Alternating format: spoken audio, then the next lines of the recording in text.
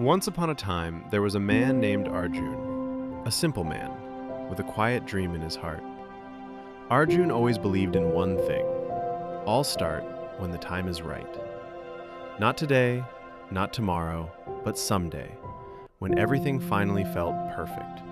And that someday quietly became his biggest regret. Arjun was an ordinary office worker in his early 30s, the kind of person people described as reliable, responsible, quiet. He showed up on time, finished his work, never complained. From the outside, his life looked perfectly fine. But inside him lived a dream he rarely spoke about. A small cafe. Not a big business, not for fame, not to impress anyone. Just a warm little place with wooden shelves full of books, soft music playing in the background, and the comforting smell of fresh coffee in the air. A place where tired people could sit, breathe, and feel safe for a while. Arjun had imagined everything. The menu written on a chalkboard, the soft yellow lights, a corner table near the window where strangers could become friends. He had the ideas. He had the passion. He even had a notebook filled with plans. But what he didn't have was the perfect time. Every time the dream came a little closer, fear would quietly step in. Not loudly, not dramatically, just a whisper in his mind. What if it fails? What if I lose money? What will people say? And Arjun would force a small smile, the kind people wear when they're trying to convince themselves. He would close his notebook gently and say, "I'll start next year, when things are more stable." Next year came, but it didn't come alone. It brought longer office hours, higher bills, unexpected responsibilities. And one day, he heard that a friend's business had failed. That night, fear sounded even more convincing. So Arjun told himself again, "Not now. I just need the right moment." And just like that, another year quietly slipped away. One quiet night, while cleaning the top shelf of his cupboard, Arjun found something covered in a thin layer of dust: his old notebook. He sat on the floor and opened it slowly, as if he were opening a door to a forgotten part of himself. Inside were cafe sketches drawn with care, little menu ideas written in the corners, and at the top of one page, circled twice, "Pause and Breathe Cafe." Arjun smiled, a small, tender smile, the kind you give to an old memory.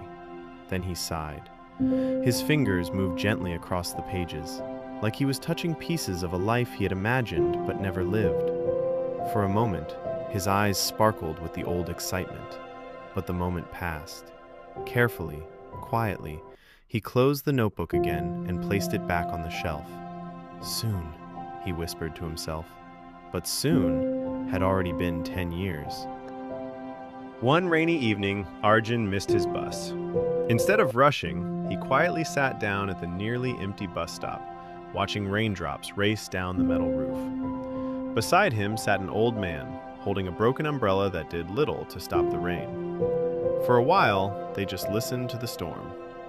Then the old man glanced at him and asked gently, "What do you do?" Arjun gave a small, tired smile. "Office job. It pays the bills."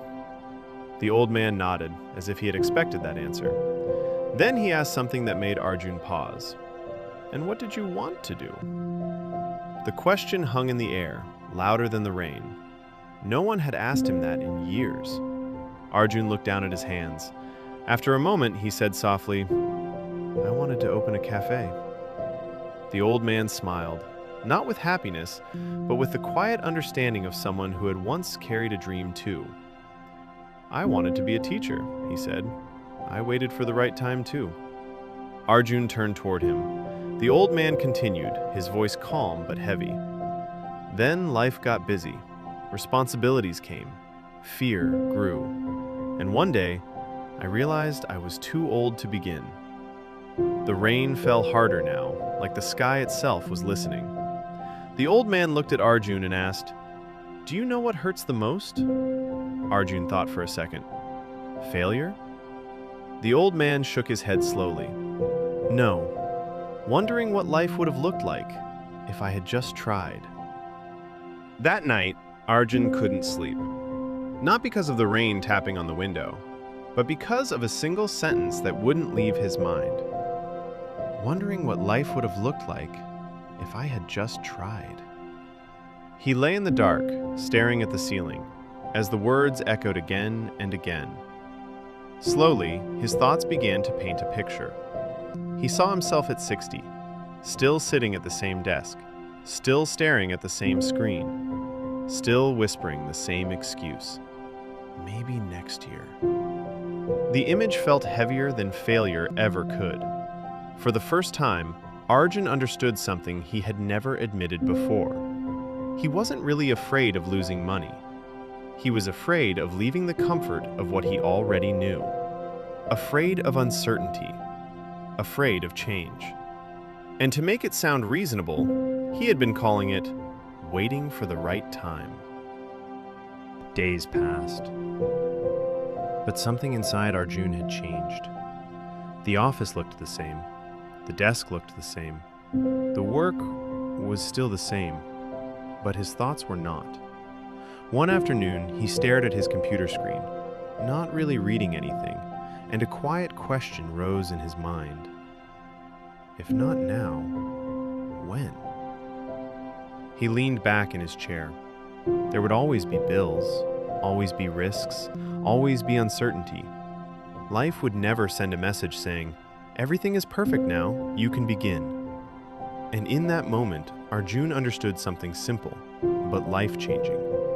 Perfect timing was an illusion, and he had been chasing an illusion for years. The next Sunday, Arjun did something small. Not dramatic, not risky, not life-changing. At least, not yet. He simply made coffee at home. He cleaned the small table near his window, set out a few cups, and took a quiet breath. Then he invited a few neighbors.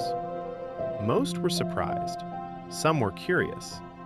Outside his building, he placed a small handwritten board that read, "Free coffee and conversations, today only." At first, only 4 people came. They stood awkwardly, smiling politely. Then 6. Then someone laughed. And a little child holding a cup said, "This feels nice." Arjun looked around at the simple scene. Plastic chairs, mismatched cups, soft sunlight. It wasn't a cafe, but it was a beginning. And for the first time in years, Arjun didn't feel scared.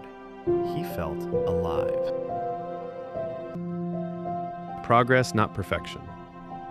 Weeks later, he started a weekend coffee stall at a local market. It wasn't fancy. Plastic chairs, simple menu, homemade cookies. But people returned, not just for coffee, for the feeling, for the pause, for the warmth he had always imagined. And slowly, pause and breathe became real. Not because the time became perfect, but because he finally started when it wasn't. Years later. Years passed. The cafe was still small, still simple. One evening, an elderly man walked in with a familiar, gentle smile. It was the man from the bus stop. He looked around, eyes shining. "You didn't wait too long," he said softly. Arjun smiled back. "No, I almost did." They sat quietly, sipping coffee. And in that moment, Arjun realized something powerful. He might still fail someday. The cafe might close one day. Life might change again. But he would never have to live with the question, what if I had tried?